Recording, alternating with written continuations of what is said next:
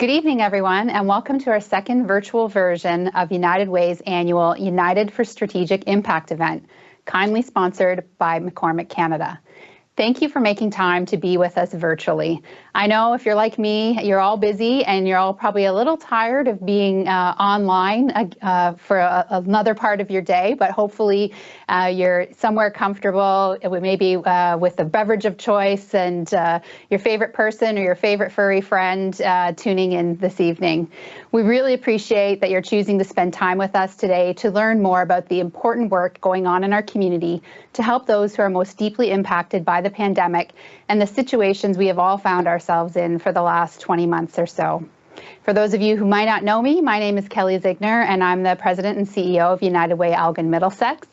And I've had the privilege to work with a number of community leaders throughout the pandemic to find solutions to some of the unique and interesting challenges that have come about in this past year. Our local social service workers and organizations were able to adapt to challenge after challenge, and through the generosity of good people like yourselves, United Way was able to invest in strengthening the network of services that make up our local social safety net and ensure that essential supports were available when folks needed it most.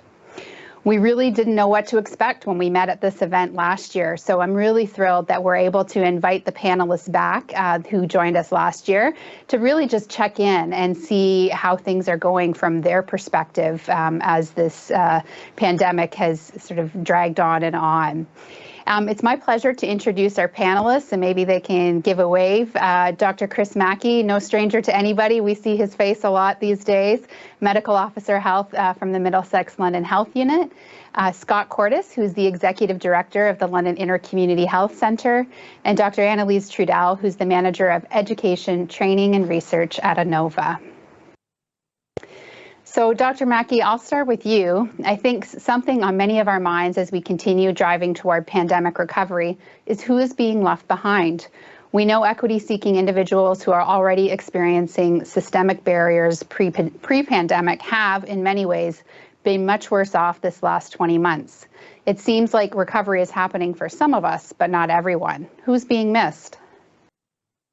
Yeah, really appreciate the question, Kelly. You know, the demographics of those being missed won't surprise anyone. It's the exact same determinants of health that we've seen, for eons.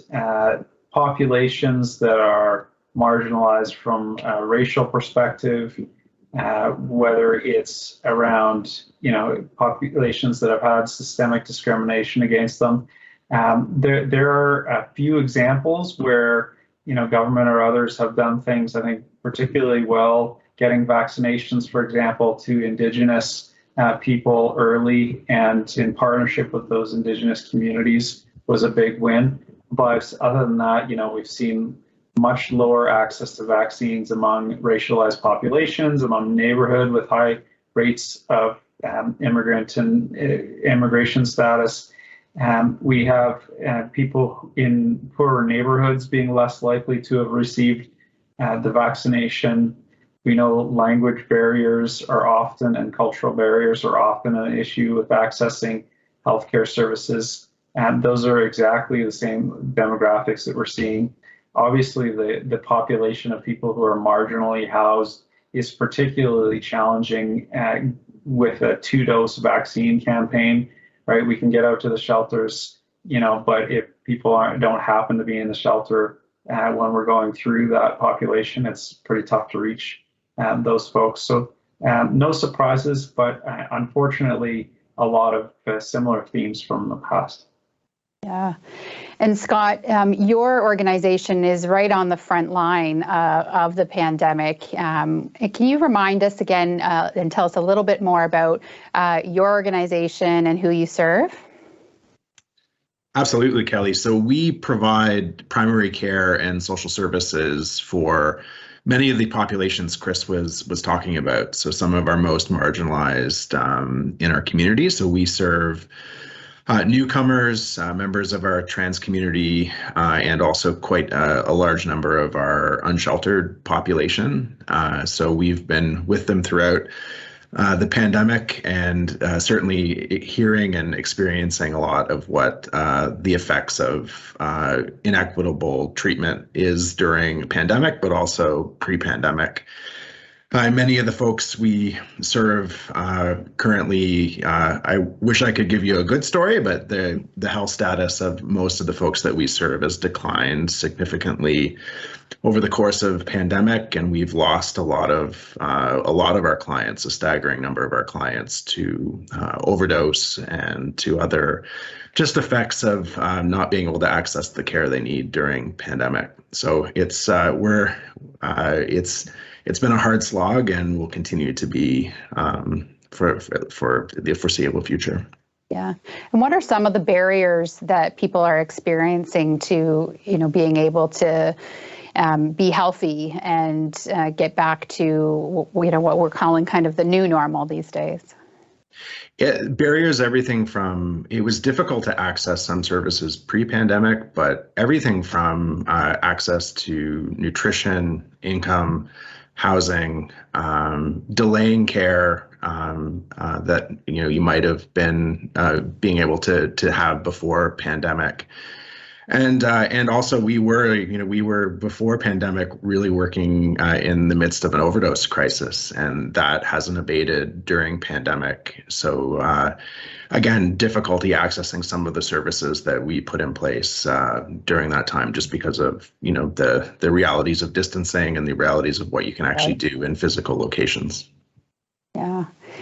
And Annalise, one of the groups we know that has been impacted the most through the pandemic and subsequent lockdowns have been victims of intimate partner violence.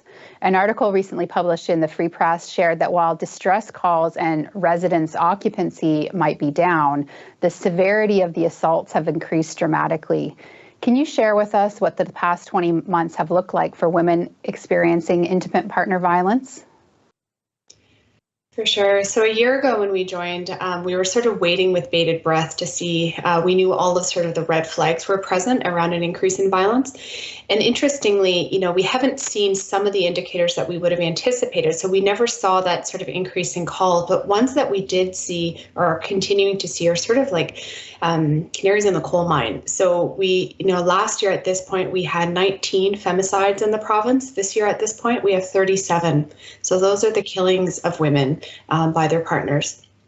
We also know that, the cases coming to Anova in particular, once they get to us, they're incredibly acute in terms of the violence. So we see that in our metrics around they require double the contact points, so double the support and care that a previous case would have taken. So that has an incredible cost on our staff. This has been a really harrowing year to sort of meet that violence when it's at that threshold, and then find solutions when at that point in time, there's been really life breakdown and relational breakdown and housing challenges, so it's much more complex to navigate those cases as well. Yeah, and how was your agency responding? And, one part, you're taking care of the women in our community, but also taking care of yourselves. Yeah, I don't know that we've maybe, figured out the taking care of ourselves quite as well. I think a lot of us can speak to that, but I think that for us. In terms of, caring for folks, we've tried different methods around, we're exploring some new innovations around possibly a texting line, because we have noticed that, calling in can be a barrier. If you're in a home with violence occurring in the home, just finding that opportunity can be challenging. Texting might be an increase in access point. We've had to use alternative shelter options in terms of using hotels, but they present some real barriers. Women are sort of on their own out there in the hotels in that capacity. So we've tried some and we've learned lots of lessons through that. Yeah. Dr. Mackie, as we move into recovery from the pandemic, people are concerned about the mental health impacts of this has had on people, and especially kids. Can you tell us about how children and youth were impacted by virtual learning and other public health restrictions that limited their activities, their social interactions, and are things getting better now that they're back in school? Yeah, for sure. Virtual learning had a huge impact, not to mention, the other aspects of the various lockdowns and restrictions we've had. There's no legitimate claim that virtual learning is equivalent to in-person learning. I know why some families are still choosing that. But the evidence is clear that being there in person makes a huge difference for the students' academic achievements. And then, any of us who are parents, I know there are several on this call, will know what a difference it makes for kids to see their friends and be able to play with them, even in conditions of restriction. So that return to in-person learning is real positive and is making a big difference. The other thing that I think is probably good for all of us to think about is, especially for those children under 12 who are still not vaccinated, outdoors, being outdoors is equivalent to being vaccinated in terms of the level of reduction of risk of COVID spread. So, if you're planning those fall gatherings, if you're planning, activities coming up to Halloween, take them outside. It's 20 times safer than indoor gatherings. And if you do that and also take some basic precautions, distancing and vaccination for the adults, you're in a pretty good situation. Yeah, that's a good reminder as we're sort of on the footsteps of Thanksgiving weekend, where we know lots of families will be gathering with kids and grandkids, and so you'll have a mix of maybe vaccinated adults and unvaccinated kids. So thanks for that helpful reminder. I think will help all of us in our planning, and hopefully the weather cooperates. It will be mild, but maybe the rain will hold off so that we can spend lots of time outside. Scott, when COVID-19 hit, people in our community experienced less access to social services as organizations pivoted to different service models. Last year, you told us about the push to bring services to people where they are in community. As we settle down in what seems to be our long recovery, what is your organization doing to ensure clients have access to the supports that they need? Yes, Kelly. So many of our clients, those of us that have access to beautiful technology like this, have been able to access some services, primary care, those things virtually, but that's just not a reality for the clients that we serve. So we went from being able to see 200-300 people in our building a day to much less. So we initially started by just putting on our boots and our backpacks and going out and finding people where they were at to check in and see how they were doing and do our best to provide care that way. And as we were doing that, we were actually meeting people that we'd never engaged with before that needed our services.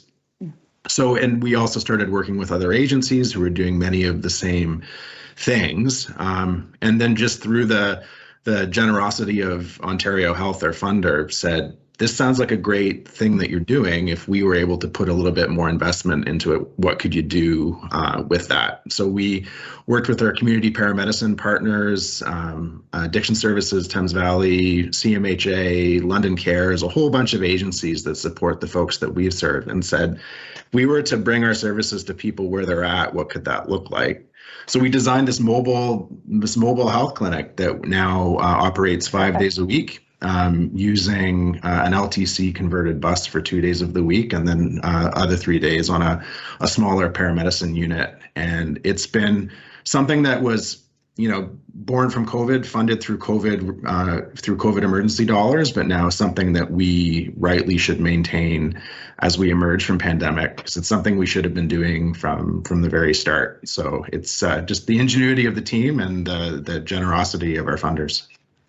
Yeah, there's a saying, never let a crisis go to waste, right? And I think we're seeing that for sure across sectors where people are innovating, or things that, we're told for many years couldn't happen, all of a sudden had to happen overnight, and people are better off for it. And whether it's being able to go right to folks in the community, or, we know in some of our agencies that we serve, that we fund out in rural areas, the virtual component has eliminated that transportation barrier that's often been a challenge for folks out in the county. So it's been really interesting to see the level of innovation happening. I know the health unit is doing the same sort of thing with vaccinations, mobile out into the community, and schools and community centers, on the bar scene on Richmond Row, everywhere you could get a shot in people's arms. So that innovation has been fantastic. Annalise, we talk a lot about supports for people who are victims of intimate partner violence and what survivors can do as they work towards healing. Can you share with us about the roles and responsibilities men have in ending intimate partner violence? Really glad you asked that question. And it's one that frankly can be a little uncomfortable to dive into, but I think we need to. So we know from Statistics Canada that 1 in 3 women in Canada will experience sexual assault, and half of women will experience violence, be that sort of domestic violence or intimate partner violence. So those rates are high. And where our minds often go is that, oh, well, on the other end, in terms of perpetrators and men committing violence, it's the few bad apples. But the reality is those numbers don't match up. It is many men doing this violence, and it's good men who in other ways are doing harmful acts. So what that means is we have to step into that acknowledgement and that discomfort, and then we have to have men calling other men into that space. So sort of noting when there are red flags in their male colleagues and their male friends and their male family members, and really stepping into calling that out, which is a new territory for many men. So those red flags can look like things of sort of really heightened jealousy or control of their partner in sort of really subtle ways, sort of jokes that are sort of minimizing women in any kind of capacity. It's been interesting watching sort of folks' reaction to what's played out at Western and Fanshawe recently, also in the sense of, you know, do we express disbelief? Do we try to find the sort of the holes through that? Particularly as men, have we also stepped into allyship really publicly and voiced ourselves in those moments? And you know, frankly, we're never going to end violence unless men do that work of engaging the other men. Yeah, thank you for that sort of powerful reminder. And we have lots of allies on, you know, watching us today. And so I think those are good, tangible steps that men can take to support women as we sort of deal with the fallout of sexual violence in our local community. Scott, now that we're heading back into colder weather, can you talk specifically about people experiencing homelessness? You know, last year, I think most of us are very familiar with some of the strategies the City of London assisted with, like funding hotel rooms and those portable trailers to house people indoors, but that was temporary. So just wondering, what are things looking like for this winter? Yeah, you know, homelessness, it's not a homogeneous community. So it really depends on how far on the marginalization scale you are, what your winter is going to look like. So a lot of the, you know, amazing work that was done last year supported a lot of our community members to be inside in motel spaces and other places, but we missed and will continue to miss, I think, this winter if we're not, if we don't figure out something soon. The most marginalized people in our community, so those that need housing, so the bricks and mortar housing, but also considerable supports to be successful in that housing. And that's the group of folks that I worry about the most, where none of the solutions that we have right now are a perfect fit to support that group. So mainly, those are the folks that you'll see sleeping rough outside in tents, and almost too complex for the solutions that we have right now. So we need an entirely new model to support those folks, and there's lots of organizations, the city, trying to figure that out. But for that group particularly, that's the group that we're losing to death at the highest rate, and the group that keeps us all awake at night.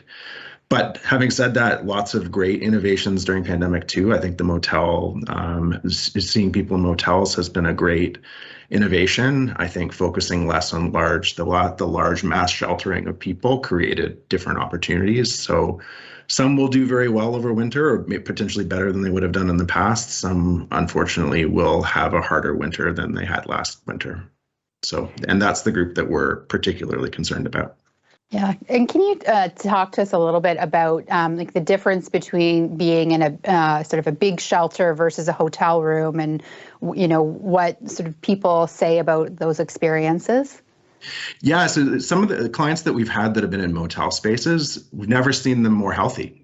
to be frank, they've got a space to themselves. They've got the dignity of a place to be. They've got workers and supports around them, and are able to start working on all the elements of their life and their health. So just it's been astounding to see how well health status has improved. But those that have been outdoors that traditionally would potentially live in larger shelter spaces really avoided larger shelters to begin with, just for lots of different reasons, but sometimes just sense of safety and choice. And that's a group that I think could do well in housing. They just require a significant amount of support wrapped around, and we don't have enough resources right now in the system to do that effectively. It's almost like it's anything that requires 2 or 3 levels of government to collaborate seems to be the hardest. And this is where, we need a health system response in many respects to support these folks, to really support our municipal partners that do such a good job with the housing component. So lots of work still to be done coming out of pandemic on housing. For sure. And, that's something that United Way is doing more and more of, is that public policy and advocacy work. So connecting with leaders at all levels of government to advocate for the very solutions that you're talking about, Scott. Annalise, you had sort of indicated a different side of sort of having overflow shelters for women in hotels, and you sort of alluded to that there's some challenges there. Could you expand on that a little bit? For sure. I sort of noted that as Scott was speaking. I think one of the differences between the populations here is the sort of level of risk that we're talking about in terms of from another person and a partner. And so our risk assessments they're pretty good, but they're not perfect. And so when we place a woman in a motel or a hotel, there's always risk affiliated to that, because he can access her in a way that in our high security shelters he cannot. And so that always presents a challenge. But also folks who are sort of fleeing violence, they're also dealing with other sort of confounding challenges. So be that mental health, be that childcare and CAS involvement, be that addiction sort of challenges as well. And I think it's the sort of compounding sort of compilation of all of those that makes those cases really challenging and sort of really complex to deal with, that we have found there to be, just understandably so, but behavior challenges in hotels and motels to manage, and that the supports, because they're not there 24/7, they're not there in the middle of the night, they're not always stories of success. Yeah. Just touching back on our discussion about sexual violence, and that has been in the forefront of our community in the last month or so, and universities and colleges seem to be the focus of the attention. But can you talk to us a little bit how Anova is connected to the work that's happening at the university and at Fanshawe College to increase the safety of women and girls at those schools and in the broader community? The past month has been a bit staggering as it relates to sexual violence. Our community took sort of the forefront nationally around this conversation. And what's interesting is it's not sort of, Western and Fanshawe are not solely at fault, let's say, for this by any stretch, because this is true across many campuses, if not every single one of them across the country. We do know that sexual violence is at the highest rate of incidence in that age population. And when you combine that with the use of alcohol, which is a correlated factor to sexual assaults, you really get sort of the perfect storm of this. So how we've sort of stepped in and been invited into the work by those institutions, in particular Western. We've been named to be on the task force at Western, just actually today that was put out. But we're also helping create the training that's going to go out to all first-year students in residences. We're helping support survivors directly on campus, but also through our crisis and support line. We're sort of making our services more known and accessible on campuses through lots of student partnerships in different ways and capacities.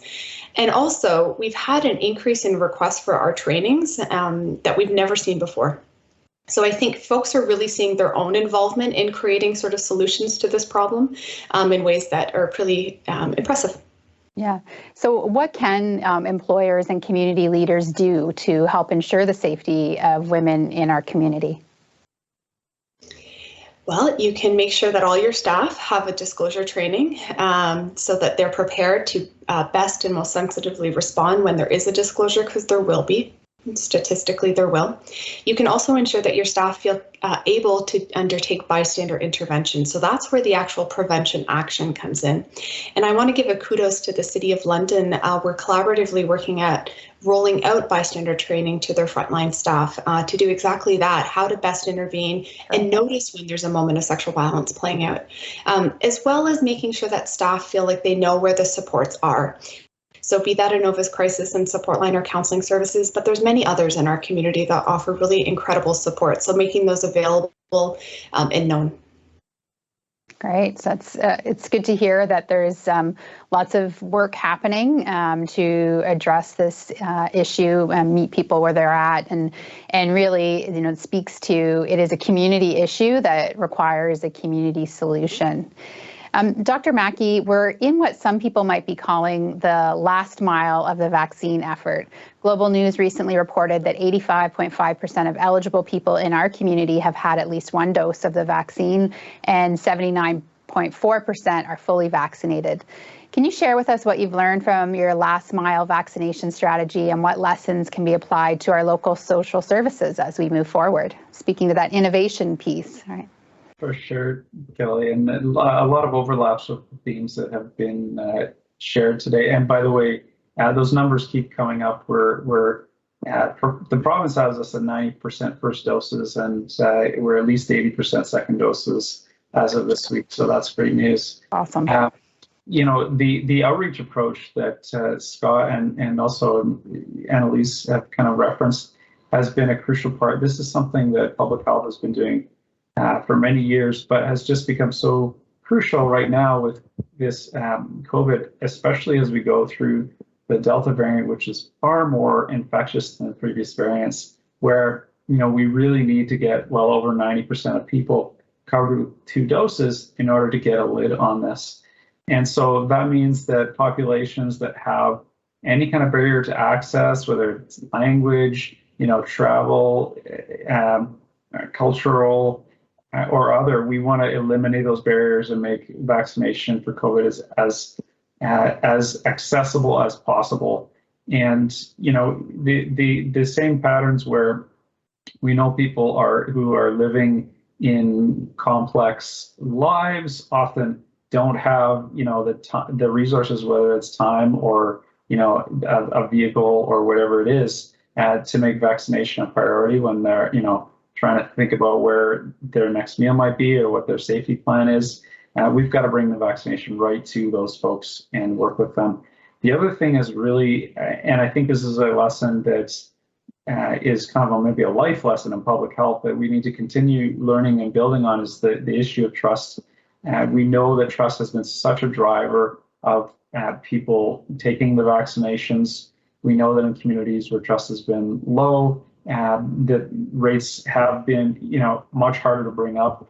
And so the importance of partnering with those communities, partnering with the natural leaders in those communities, partnering with the organizations that serve and represent those communities has been crucial, whether it's Indigenous or, doing a vaccination clinic at the London Mosque or whatever the case may be. Public health can't be an island. We have to be working hand in glove with the communities that we're trying to serve. And will some of that inform the strategy for vaccinating kids? Because we're hearing exciting news about that being imminent.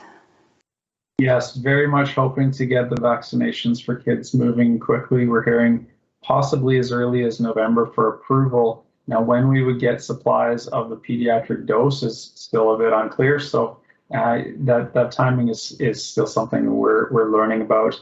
But right now we have a task force that's looking specifically at how do we build our clinics for the family and the child situations where we know that kids can be, you've got 2 audiences when you're trying to get kids vaccinated. You got to convince the parents, and then you got to convince the kids, and that's a whole different challenge. So working with families, working with pediatrics experts, hospitals, and of course with kids as much as we can to design services that are going to fit for them.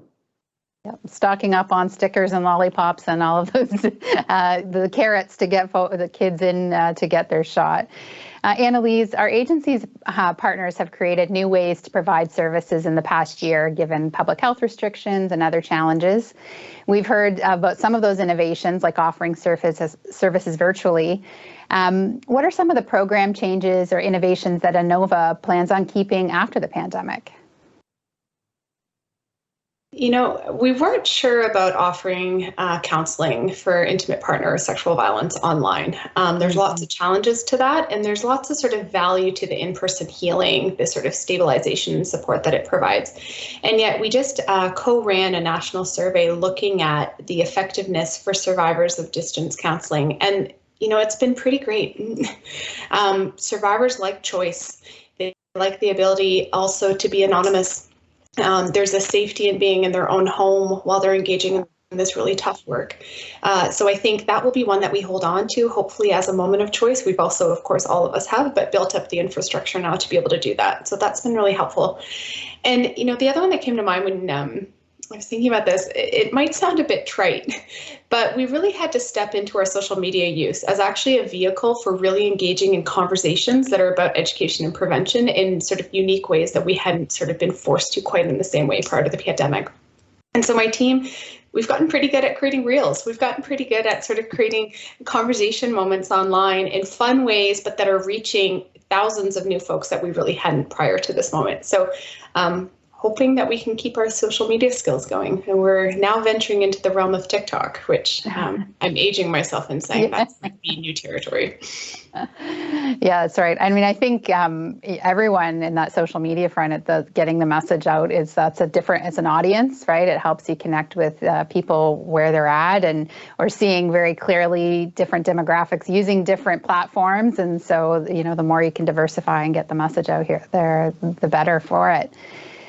Scott, we've heard a lot about the current state of our region. I think everyone is feeling a little uneasy as we move into our second full winter of COVID and the uncertainty that brings. Can you tell us a little bit about what's giving you hope right now, both for you and for the people your organization supports? Yeah, you know, anytime we can talk about hope, it's a nice thing, even though the longer we're in this, the harder it is to think positively. But I like this question because we need to remember that we will emerge from this. One of the things that gives me hope, frankly, is we as a society have learned we can do big things. We can absolutely turn on a dime, and things that we choose to address, we can think about it, like that we've managed to roll out a vaccine and vaccinate this degree of our population. We can choose to end poverty. We can choose to end homelessness. We can choose to do those hard things. So that's a muscle our generation hasn't necessarily called on before, but I'm hoping we come out of this stronger. And what gives me hope are just the people that I work with and serve with every day who have made incredible sacrifice and will never unsee or unlearn the things that they've gone through the past 20 months.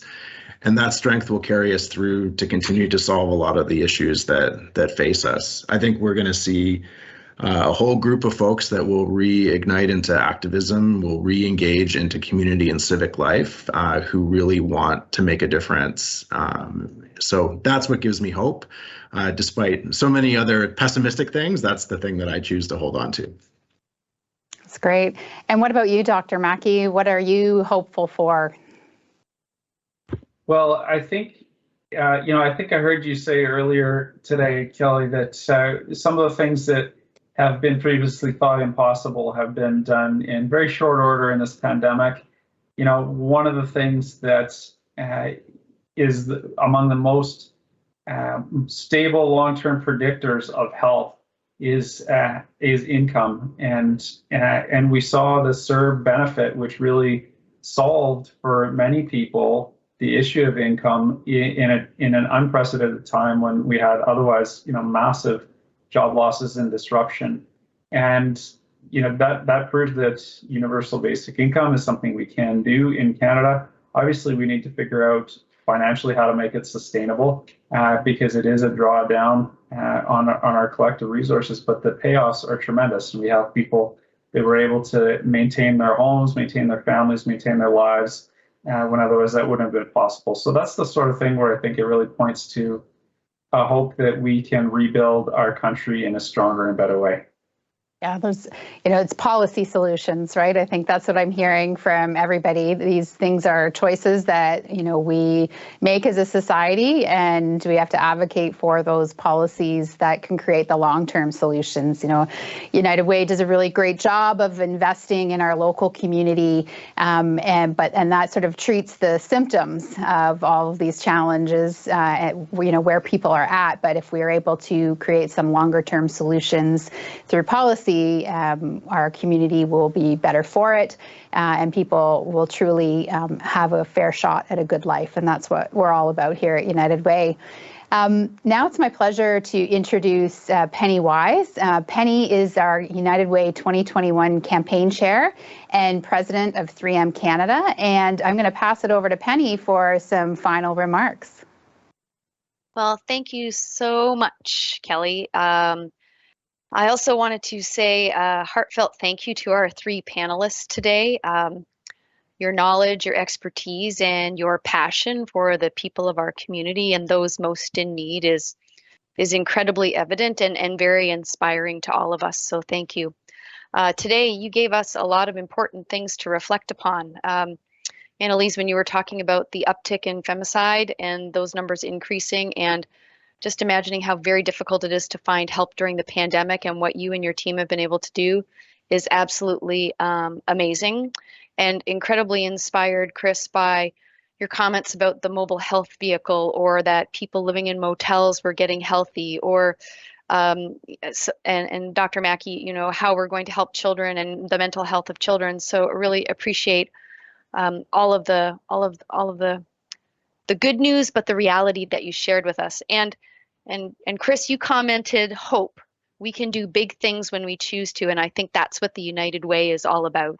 It's about doing big things because that's what we choose to do. And people often ask me why I chose to become the chair of this year's United Way campaign. Listening to this panel, listening to what we talked about, just really reinforces why it's important to do, why I chose to do it. I chose to do it because of family and because of children. My own children grew up in this community. It was a wonderful place to raise a family, and now it's an opportunity to give back. But what was most inspiring to me is 3M. At one of our very first town hall meetings after the outbreak of the pandemic, after we had sent all of the people home who could work from home, I had a town hall. And obviously so much distress and so many unknowns and so much worry and anxiety. But one of the first questions I was asked was, how are we going to make sure that the children who rely on schools for their breakfasts, for their lunches, how will we make sure that they are fed? And I thought that is who we are at 3M. That is part of who we are. It's about improving lives. It's about supporting the community. But that's about London and who we are as Londoners, who we are in Elgin, Middlesex. Very generous, stepping up and making sure that those in need are supported, and that we are giving people their best chance at a best life. And so that is what's really struck a chord with me. And it's, like I said, an incredibly inclusive and generous way of thinking. And a really wonderful part of this community. And at the United Way, again, working this year with Jennifer, with Kelly, with the rest of the team at the United Way, just has really opened my eyes to the needs in the community and the passion that people bring forward in order to make sure people are safe and sound, and we have a whole community, and that everyone has their best chance. Solutions and possibilities exist. Again, we can do big things when we choose to. And we can ensure that all the people in our region are able to be part of the recovery moving forward as we come out of the pandemic, and that everyone has a positive future. So I wanted to thank all of you for making the time to join us this afternoon and hear all of this important information and hear from the experts. I also wanted to thank McCormick's for their sponsorship of this event and their passion for supporting the community as well. Trevor and I have a little bit of a rivalry going on about raising funds. And I also want to thank you. Thank you for your generous support of the United Way, the funded programs and services.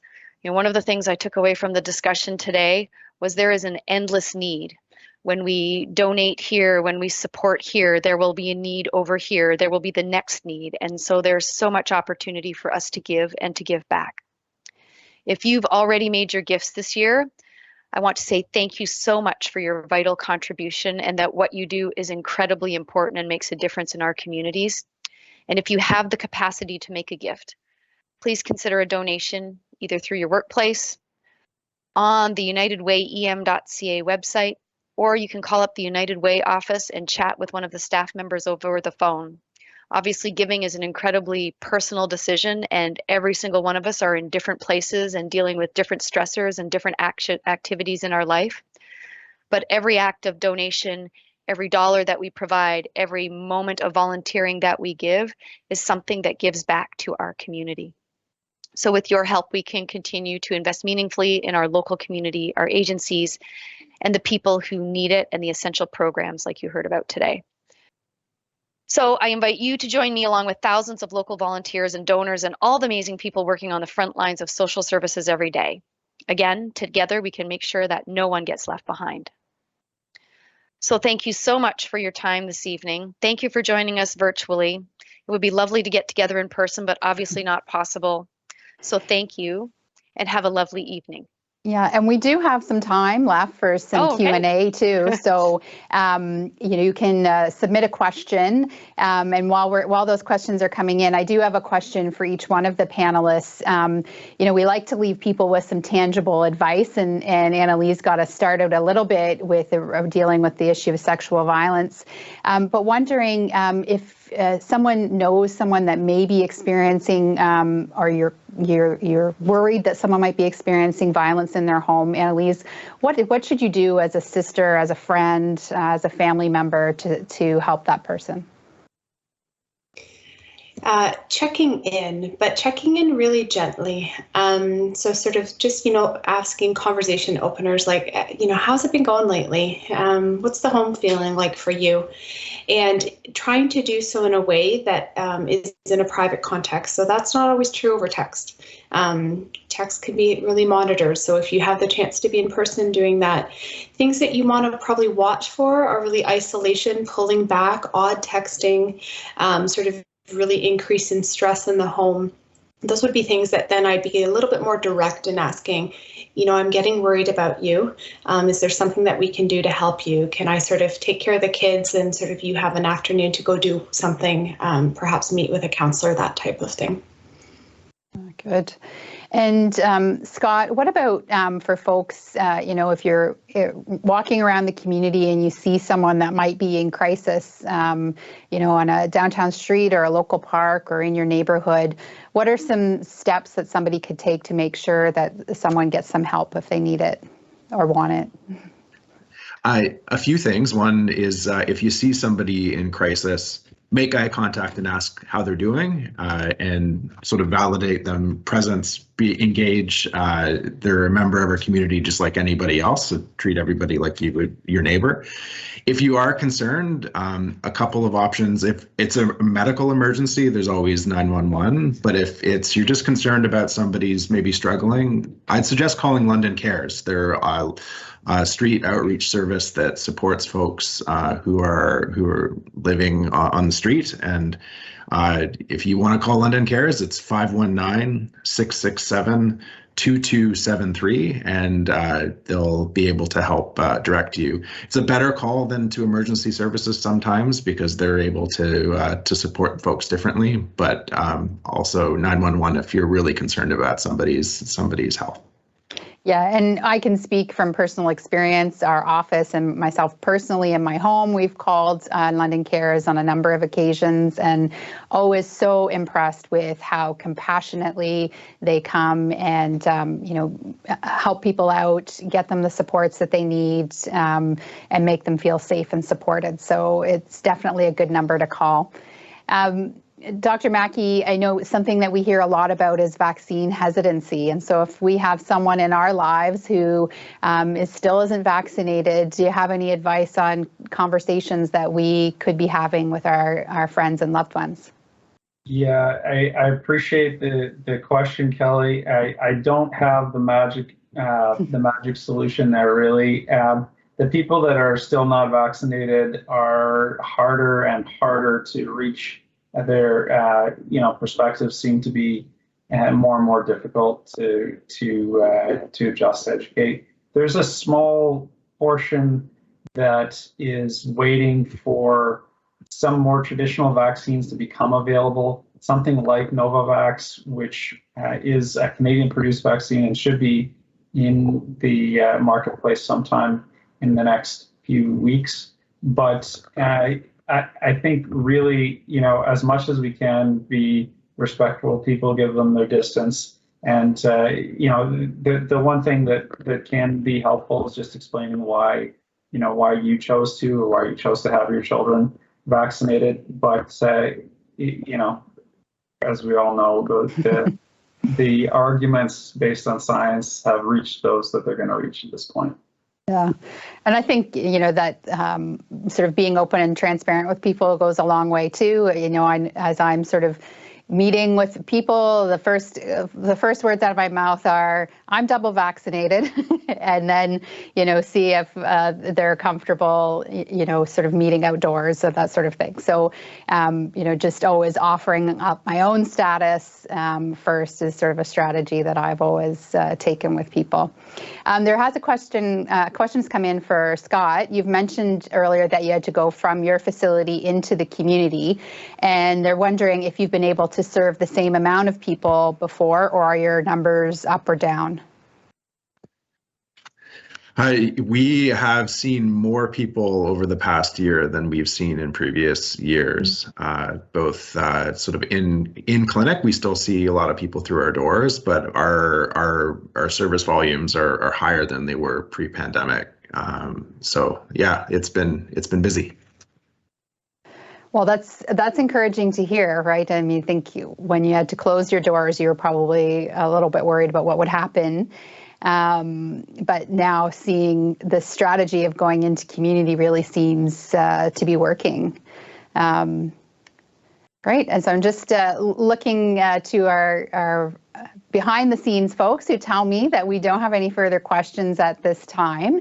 And so really just want to reiterate Penny's thank you to each one of our panelists. I know you're extraordinarily busy right now. We appreciate you taking the time to check in with us again. I think it is really interesting for us to hear from the same people a year later and understand your current day reality and what you've experienced over the past year, and the people that you care so compassionately for what they've experienced, so that we as leaders, as donors, as volunteers, as caring community members, we're able to respond and be allies in the work that you do every day. So with that, we'll let everybody sort of go a few minutes early, but again, thank you for joining us. Thank you for your support of United Way and ensuring that we can build a community where everyone matters. Thank you.